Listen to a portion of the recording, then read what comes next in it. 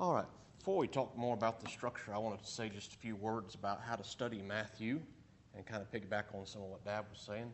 I think it is important that we read our entire Bible, especially our New Testament, on multiple occasions throughout the year. And I got a little tract in the mail that was about how to study the Bible, and I was interested in checking out what this author had to say about it. And he made a good suggestion that I've been trying to put into practice, and I think it's very helpful, is he was recommending that you take a book of the Bible. If it's a larger book, you break it into two parts, and you read part 1 30 times, once a day for 30 days. If it's a shorter book, you read the entire book every day for 30 days. And by the end of that time, you don't have the book memorized word for word, but you do remember where everything is laid out within that book. And if you will do that, book by book, you're going to get through the whole New Testament within about 2.5 years. And you're going to have a much better recall of what's in each book by having done that. And I would highly recommend that you do that. That's a great practice to do. It is helpful to remember where the material is in a book. And after you've gone through the New Testament, then go back through the Old Testament. I believe one of the problems, to quote Brother Ron Corder, that we have in understanding books of the Bible, of the New Testament in particular, is that we don't know our Bibles well enough, and by that we don't know our Old Testaments well enough. When you talk about Matthew, and he's talking about themes about fulfillment, you're going to have to know the Old Testament passages that are being fulfilled to understand what's being fulfilled when you arrive at it in the New Testament. When you get to the book of Revelation, you have a lot of symbolism that's used. You have some symbolism that's used in the Gospel of Matthew. We don't understand and we don't appreciate those moments because we don't know our Bibles well enough. And I think some of that comes out quite clearly in the Gospel of Matthew because he's all the time referencing Old Testament passages. And when you read a bunch of liberal scholars will say, well, we don't know what was happening, or this wasn't really what was being fulfilled. Matthew's just trying to take a scene from the Old Testament and kind of rearrange it to make it look like there's something happening with Jesus. And they're saying that because they don't know the Old Testament scriptures. And so it's very important that we understand our Bibles and understand the Old Testament scriptures. I want to say one thing, too. Dad erased it off the board. I didn't realize he marked it off the board. He talked a little bit about Q. Q came about in the last 100 years or so because of what's called redactionism.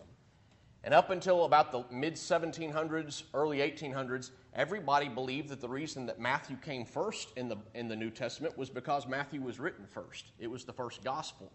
But about 1800s, people began to believe that Mark was the first gospel writer. And the reason they believed that is because they said, okay, we got the synoptic gospels here, and it seems like Mark has the most points that are shared by both Matthew and Luke. And so since Matthew and Luke share the most similarities with Mark, Mark must have come first. But they came up with this problem. Well, there's certain areas where Matthew and Luke agree on something, and they have it out of order with Mark. And so where you have these discrepancies, there must be another source that they're all drawing from, and so they go over to Q.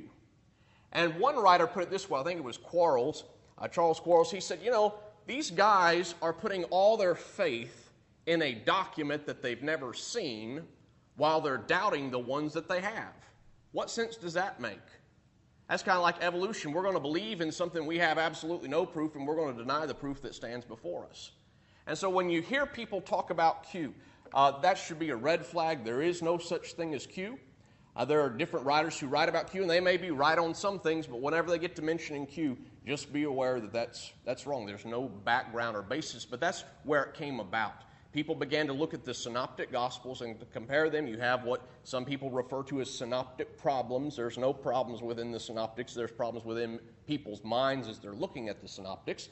But they came up with this theory of Q.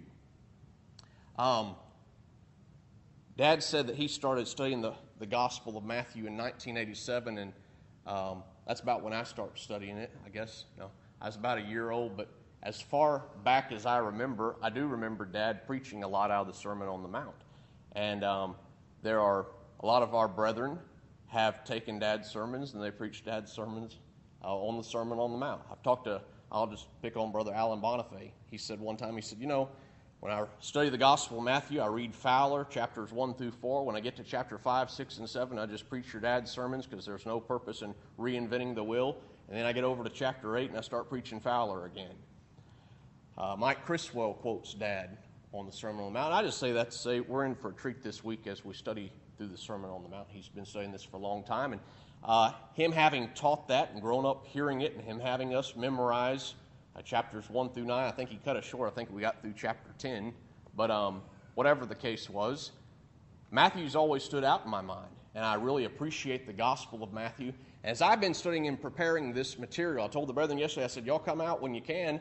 You're not going to hear repeats out of me because I'm developing new material. And this has been exciting study for me as well. And I hope that as we study along through this, that it'll be beneficial to you. I gave everybody a handout here of a timeline of Matthew, or the structure of Matthew.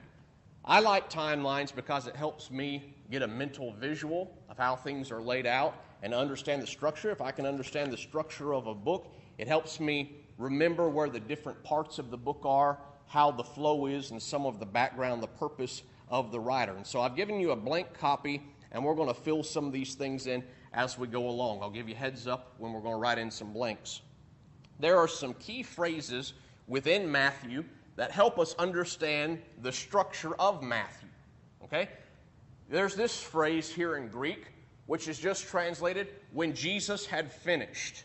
This is a formula statement of Matthew, and this statement occurs at the end, the conclusion of all of the major discourses. Dad just taught us that there were 5 major discourses. There are, and at the conclusion of each of those discourses, this phrase appears, when Jesus had finished these sayings or this teaching. That shows us that this is a block of teaching, and this is the conclusion of that matter of teaching, and we need to understand the teacher's method that he's given there. So on your sheet of paper here, at the bottom, you have the discourses are laid out there. You have 5 squares. The first square covers Matthew chapter 5 through 7. Jacob, what's in Matthew 5 through 7? Sermon on the Mount. The second one's Matthew chapter 10. Josiah, what's in Matthew 10?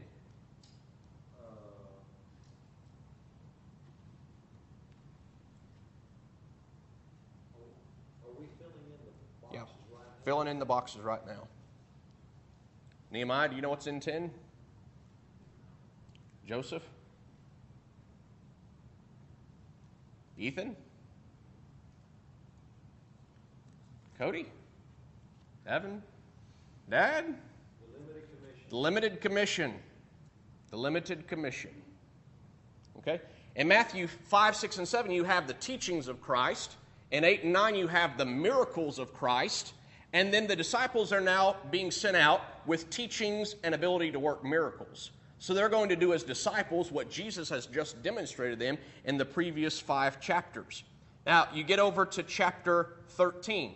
In chapter 11 and 12, you have some controversies that are arising. But in chapter 13, we get to our third discourse. Back to Josiah. What's in 13?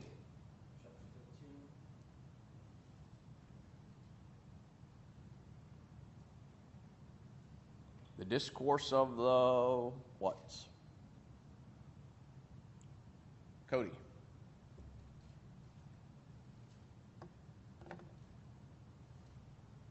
Evan? Joseph? Parables. The discourse of the parables. Dad said there are 7 parables. I'm going to disagree a little bit. There's 8, I believe. I believe there's a short one that comes at the end. And I believe what you're happening there, we're going to talk about this more on a later day, maybe on Friday. You have an introductory parable, you have a conclusion parable, and in the middle you have 2 sets of triplet parables that go together. So for what that's worth, we'll talk about that more. But you have that, and at the end of chapter 13, you have this phrase, when Jesus had finished these teachings. That's how we know the discourse is concluded. You get over to Matthew chapter 18. What's Matthew chapter 18 about? Jacob. Forgiveness, but more than that, what else is being included in this? Forgiveness in what?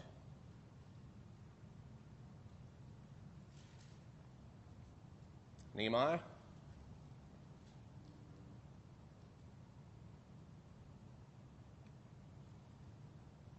Ethan? Who's he giving instructions about forgiveness? Pardon? The brothers. These are the disciples. This is about the church. Bring it before the church. This is the church discourse. And here's some rules that are going to be governing the church whenever the kingdom is established. And then you have the fifth discourse, which there's disagreement on. Some believe it begins in chapter 24 and goes through chapter 25. I think we need to consider the whole block beginning in chapter 23 and going through chapter 25. But at the end of chapter 25, at the very beginning of chapter 26, you see this phrase again, when Jesus had finished. And so there you have your 5 blocks of teaching. Okay? To go along with those 5 blocks of teaching, there's a couple of other passages that I want you to consider. You have on your document 2 boxes that say key verses, correct? Here's what goes in those verses. There's a phrase, just like the one when Jesus had finished. There's another phrase in Matthew that says, from that time Jesus began. This is the beginning formula, and this formula occurs 2 times. The first time is in Matthew chapter 4, verse 17. Cody, read that for us. Matthew chapter 4 and verse 17.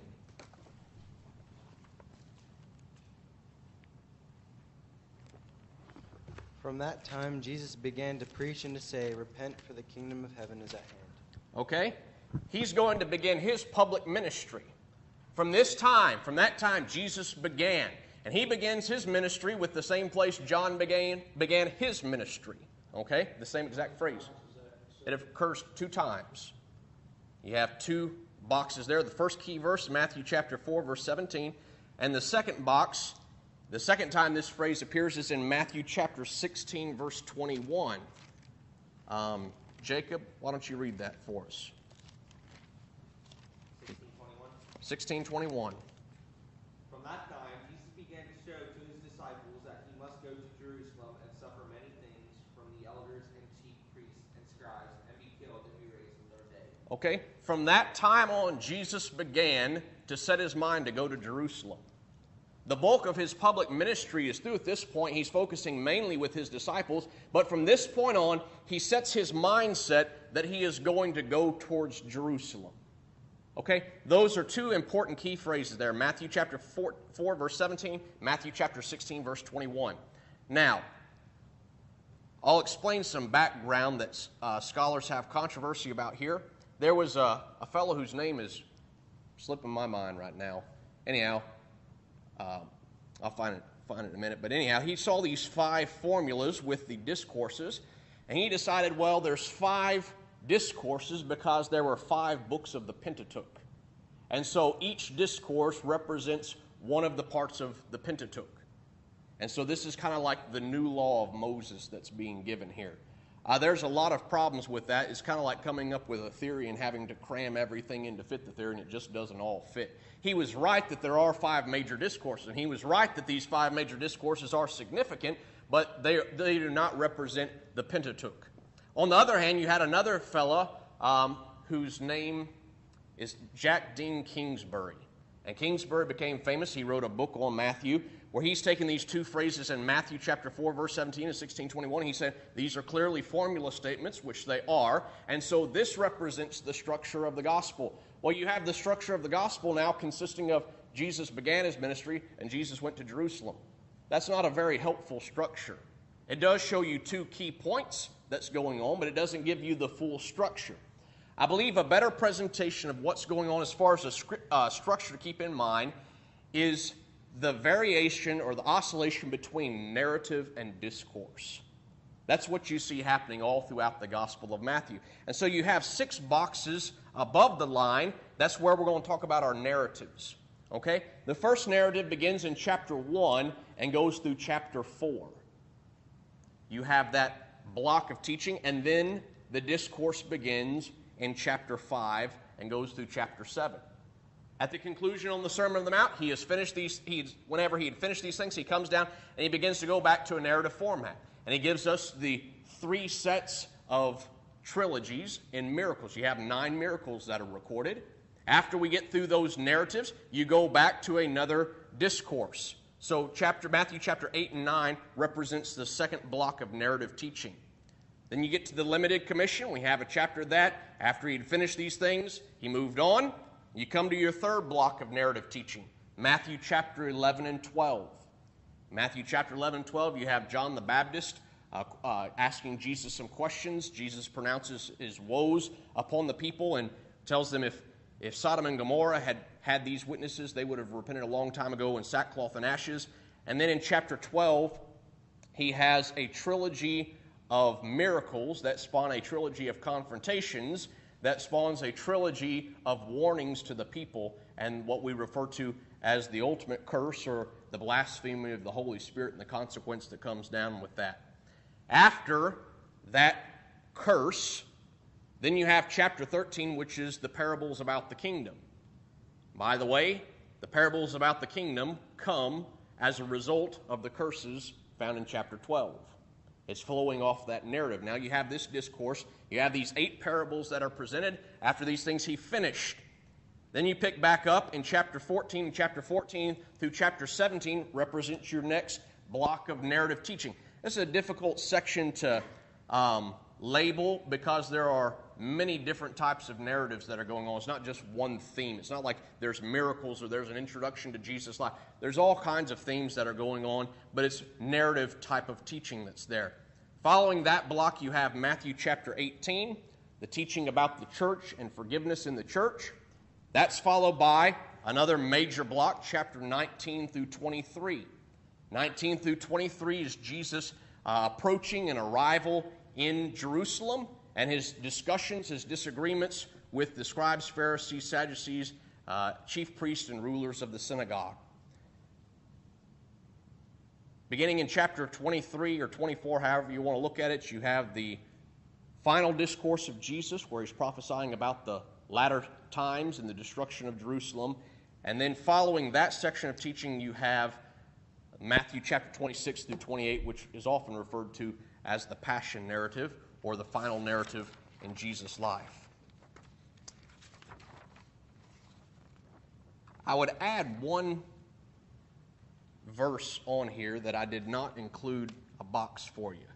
At the very beginning of Matthew, there's an important passage. Dad's referenced it already, but Matthew chapter 21 through verse 23, you have what's referred to as the programmatic statement. In other words, here's the program of Matthew. Here's what Matthew is wanting to be driving at throughout this gospel. Matthew chapter 1, verse 21, and she will bring forth a son, and you shall call his name Jesus, for he will save his people from their sins. Okay?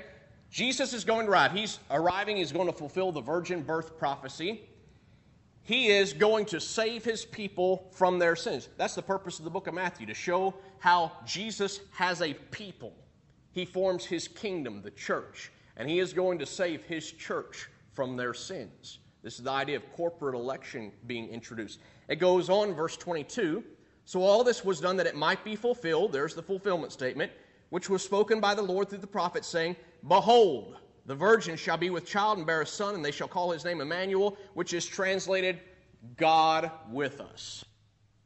And so you have this twofold programmatic statement. Jesus, the Son of God, is going to save his people from their sins.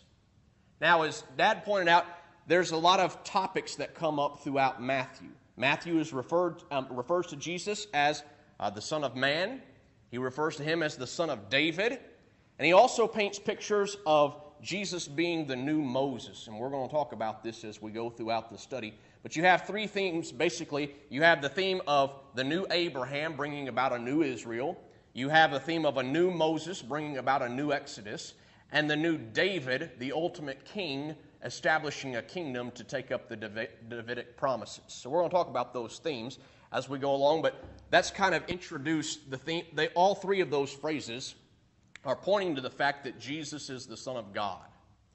Jesus isn't just like David. He's greater than David. He's the Son of God. He's the King of deity. He's not just like Moses. He's greater than Moses. He is deity leading the ultimate exodus. He's like Abraham, but he's greater than Abraham because he is God amongst his people. I would also point out there's kind of 2 bookends to the gospel, if you will, two sets of bookends. In Matthew chapter 1, verse 23, you have this phrase, that programmatic statement. And if I ask you what is the programmatic statement, what I'm wanting to hear is Matthew 1, 21 through 23. Okay? You have that on one end of the gospel, and then on the very other end of the gospel, we have in Matthew chapter 28, what we refer to as the Great Commission. I want you to recognize how this statement ends. Look at Matthew chapter 28, and we'll read verse 20. Josiah, read this for us. Use the microphone, if you would.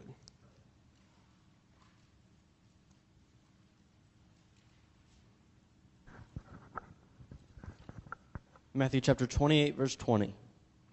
Teaching them to observe all things whatsoever I have commanded you, and lo, I am with you always, even unto the end of the world. Amen. Okay? A lot of times we're so focused on the baptism and the authority being given to Jesus and the teaching them all things, we miss the last part of that phrase. He says, and lo, I'm with you always, even to the end of the age. Jesus came to establish his people and to be God with his people, and now he's done it.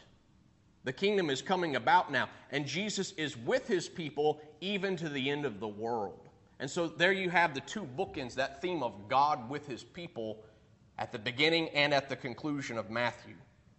Another couple of brackets that are interesting within the gospel. In Matthew chapter 5, that first discourse, you have at the very beginning of it the Beatitudes. You got 8 Beatitudes there. Blessed is the poor in spirit. Blessed are those who mourn. Blessed are the meek. Blessed are those who hunger and thirst. Dad's going to talk about this quite a bit tomorrow. That phrase, blessed, doesn't mean just happy. These aren't the happy attitudes. These are the God-approved. If you're going to be approved by God, here's what you're going to have to do. This is what is required of membership in the kingdom. Okay? That forms one bracket. This is the beginning of Jesus' public ministry. He begins, here's the requirements, the Beatitudes of membership within the kingdom. Whenever Jesus begins his final discourse, what's he begin doing there? Look over at Matthew chapter 23. In Matthew chapter 23, beginning in verse 13, you have 8 woes that pop up.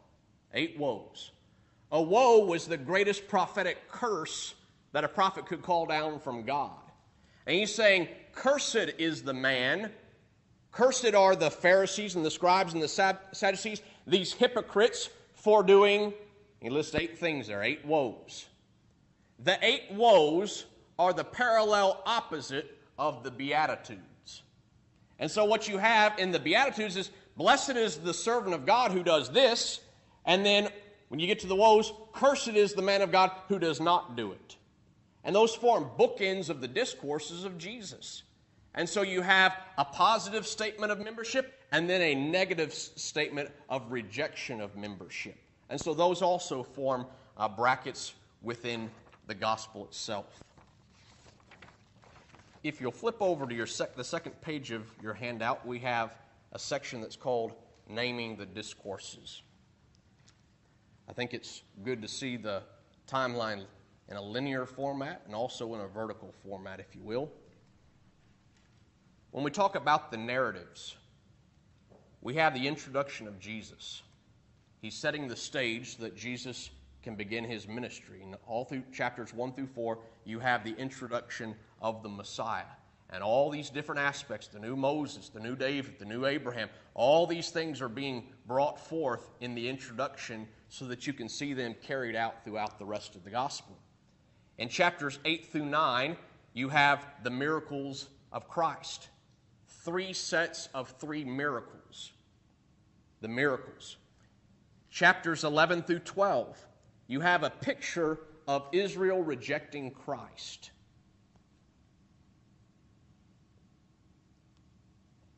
Section 4, you have what's referred to as the master and disciples in the church.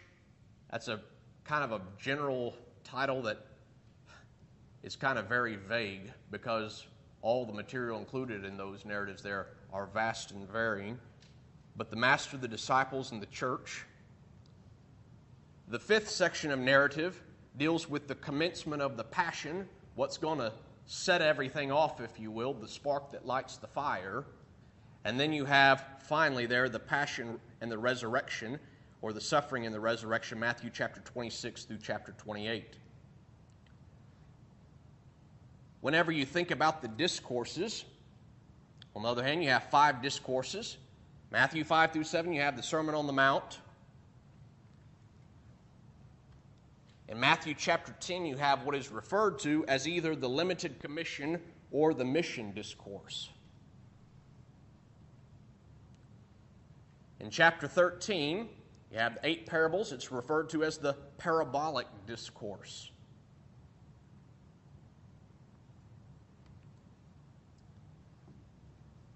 Matthew chapter 18, you have the church discourse. And then finally, in Matthew 24 and 25, you have the Olivet discourse, where Jesus sits down on the Mount of Olives to teach his disciples some final instructions.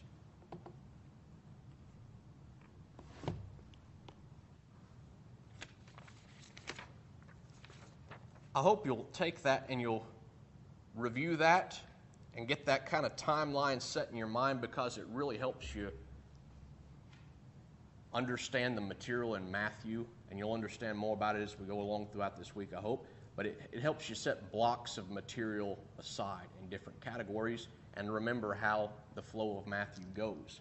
Matthew is oscillating between narrative and discourse. Narrative, discourse. And that's where we've set up our reading schedule this week. You got Matthew 1 through 7. We read our first narrative and discourse.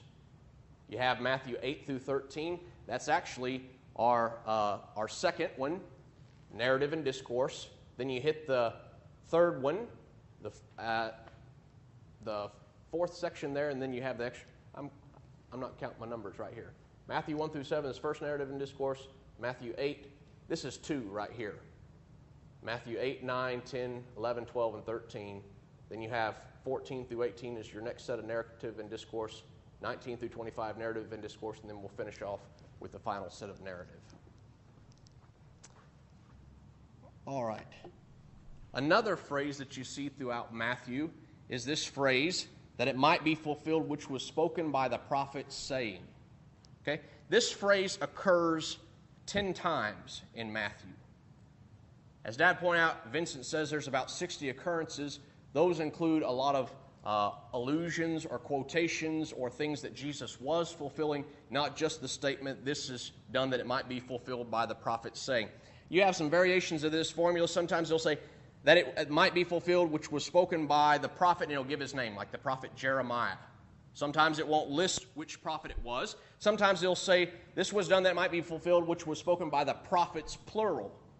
Okay, he's not just speaking about one prophet, he's speaking about multiple prophets. Sometimes they'll say, this is done that it might be fulfilled which was spoken by the Lord, or by the Lord through the prophets. There's all different kinds of variations, but this is the fulfillment thing. The idea that the scene that is being depicted here was a fulfillment of some prophecy that was taking place.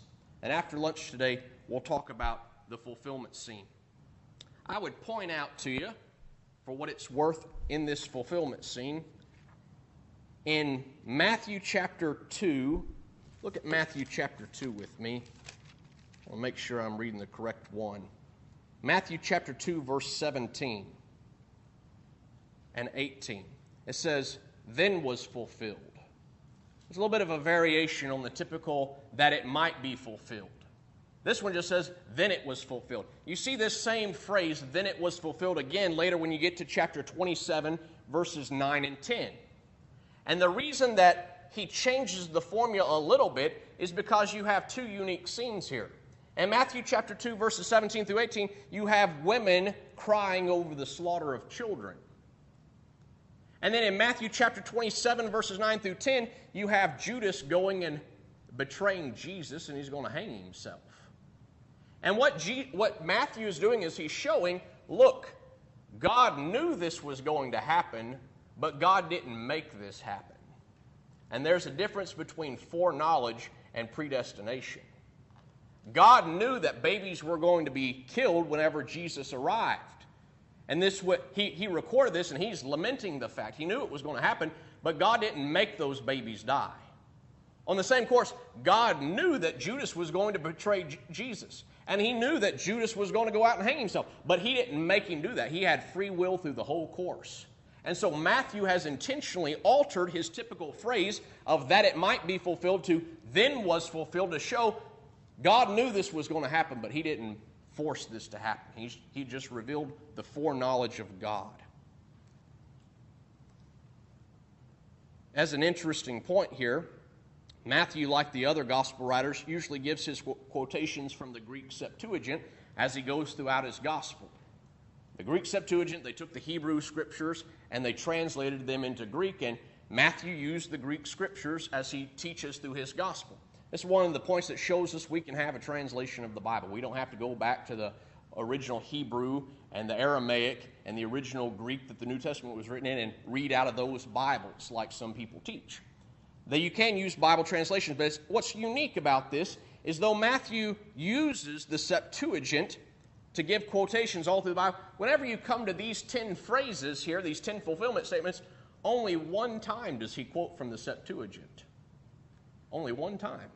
Now, why would he change that, and why would he not be quoting from the Septuagint? The only time that occurs is in Matthew chapter 1 and verse 23. I think there's two reasons why he breaks from that traditional usage of the Septuagint. Number one, Matthew draws from multiple passages to relate the same theme. Okay, for instance, in Matthew chapter 3, you have, the Bible says, and suddenly the voice came from heaven saying, "This is my beloved Son, in whom I am well pleased." What's he doing there? God is actually quoting himself from the Old Testament, and he's quoting from two different passages. He's quoting from Psalm chapter 2, verse 7, and Isaiah chapter 42, verse 1. And he's drawn from two separate passages, and he's given it in one quotation so that he can give a combined theme. Matthew does that in some of the formula quotation that it might be fulfilled. Sometimes he'll quote from multiple prophets to give the same thrust of the issue and to show multiple prophets were looking forward to this day. And so he gives his own translation there. A second reason is that in two cases at least, in Matthew chapter 2 verse 15 and Matthew chapter 8 verse 17, scholars believe that the Septuagint was a poor translation. And so Matthew wasn't opposed to using the Septuagint as a translation, but if it was a poor translation, he was going to avoid doing that. So I'll give you those two foods for thought for what it's worth. Besides the 10 formulas or the fulfillment statements, you have similar ones found in Matthew chapter 13 verse 14, Matthew chapter 26 verse 54 and 56, and then in Matthew chapter 2 verse 5. So you have basically really about 13 altogether. You have this Greek word here, rathides. I'm not good on pronunciation, but it's the word spoken.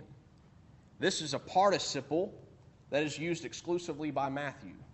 None of the other gospel writers use this. He always uses this phrase in reference to an inspired prophet. What was spoken by the prophet. This is done that it might be fulfilled, which was spoken by the prophet. He's wanting to give reference to the prophets, to Scripture, and also to the inspiration of all these things. He's speaking to the Jews, and he's wanting to remind them that by the inspiration of God, all these things were written, and by the design of God, they are being fulfilled.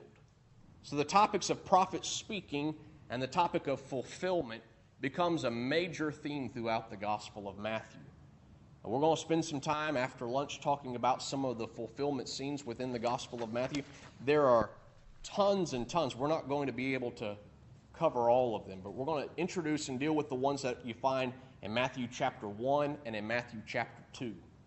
And then hopefully tonight we'll talk about some more at the end of chapter 3 and the beginning of chapter 4. I'll switch gears a little bit here now to talk a little bit more about the structure. Dad's mentioned some of this.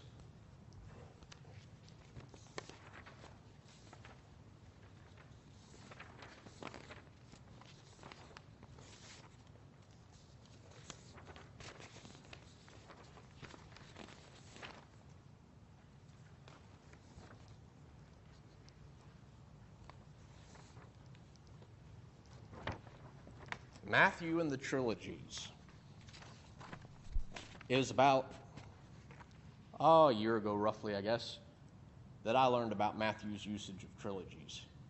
And that opened up a lot of things for me when you're looking at Matthew, because Matthew uses trilogies in the structure of his gospel and the structure of his teaching for memorization purposes. But when you see a trilogy, it's like seeing a three-piece puzzle. Each piece of the puzzle has its own picture, but it's only a part of the picture. And you have to tie that picture in with the other two pictures to get the big picture that's being given.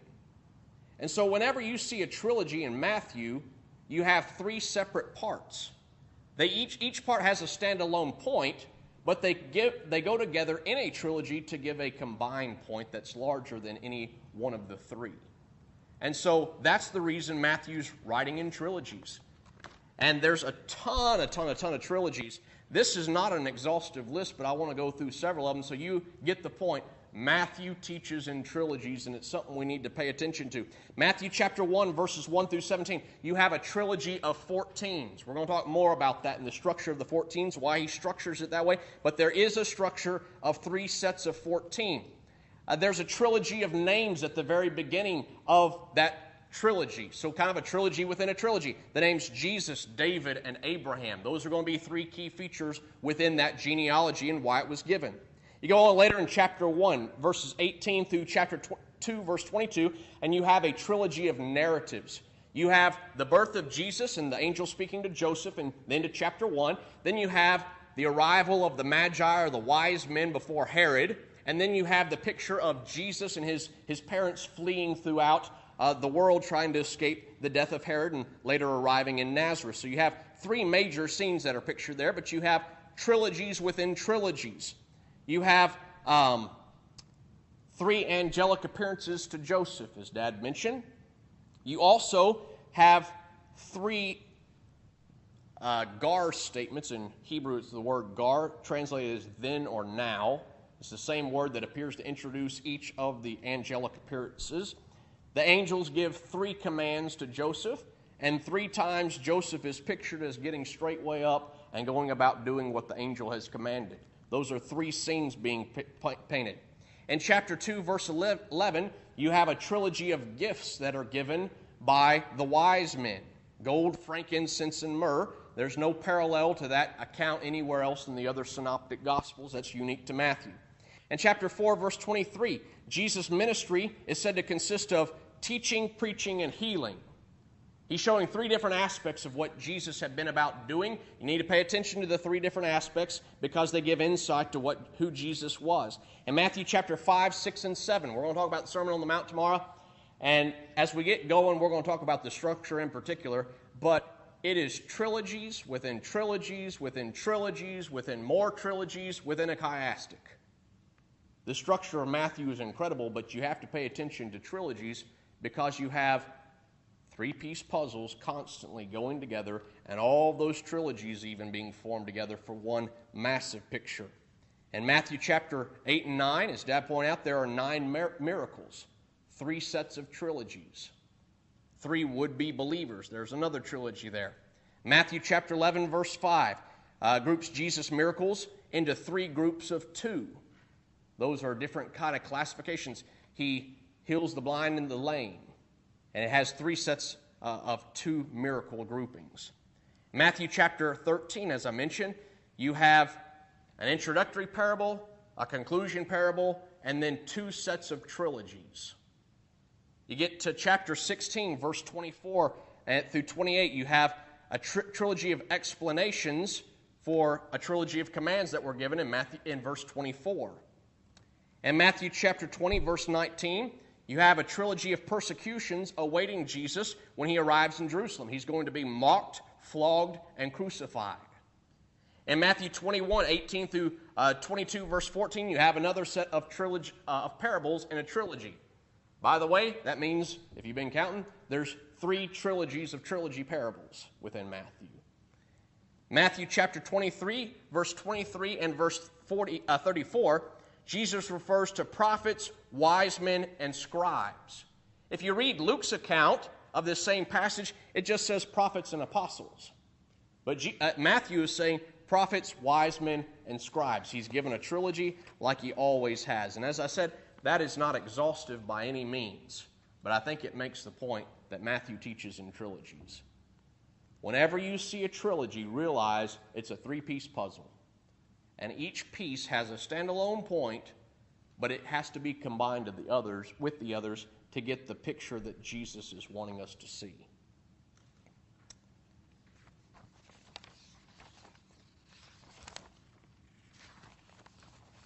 Plan is to have lunch at 12, which is about 15 minutes less. I think we'll run just a little bit long, and we'll get through a little bit of material so we can go ahead. Dad said in the beginning, we're not going to get through everything I was wanting to get through. That may be so, but I do think we're going to get through most stuff that I had on the list. We're not going to get into it all as in detail as maybe we would like to, but I hope that as we go through, I want to paint a big picture for us and show how a lot of the scenes go together and are connected. I think one of the weaknesses in our teaching as a whole, my teaching in particular, and our teaching as a whole, is getting to see the big picture view of what's going on and see how all the pieces are interlinked and intertwined together. We go to a passage, and for instance, you have these trilogies of parables in chapter 13 or in chapter 21. And we go to the trilogy of parable and we say, oh, you got the parable of the wheat and the tares. And we focus in and we zoom in on the parable of the wheat and the tares, and we may or may not get the point of what that parable is teaching. We'll talk about that. But maybe we do. Say we get the point of the parable of the wheat and the tares. We got that point, but we do not get the point of the two that it's connected with and how all three of them form a bigger picture than any one part. And so I think we miss out on some things because, again, we study things topically rather than an expository type of study, and we don't focus on the big picture. We're focused on little trees to the abandonment of the whole forest. And Matthew is an incredible book because he has little pieces everywhere that are little golden nuggets. But we miss out on the gold mine itself because we're focused on some little nuggets. And so I hope that as we go along, we can get some big picture views. And we want to begin that process by looking at Matthew chapter 1. And we'll deal with Matthew chapter 1, verses 1 through 17. This is the genealogies. People dread reading genealogies. They're boring. Why do we have genealogies in the Bible? Genealogy is very important. The genealogy of Jesus Christ is very important indeed because this is our heritage. This is how we know our Messiah was the Messiah that he was prophesied to be. And there are a lot of details that Matthew gives throughout his account of the genealogies that I think we brush over and we don't take for granted, but you have kind of the gospel message in a nutshell, the history of the people of Israel, the history of God's people, the history of our people revealed here in an outline format in the